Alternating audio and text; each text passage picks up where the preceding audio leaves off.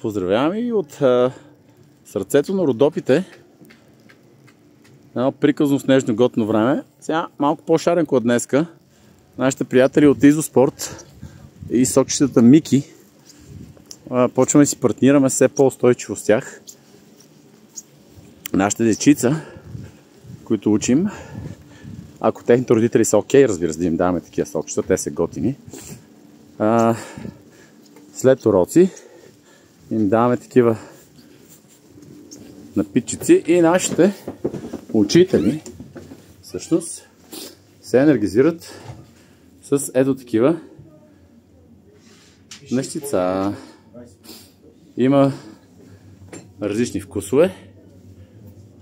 Портокалче, нектарчета, ябълчици. Общо взето неща, които хората казват са полезни. Ние им вярваме.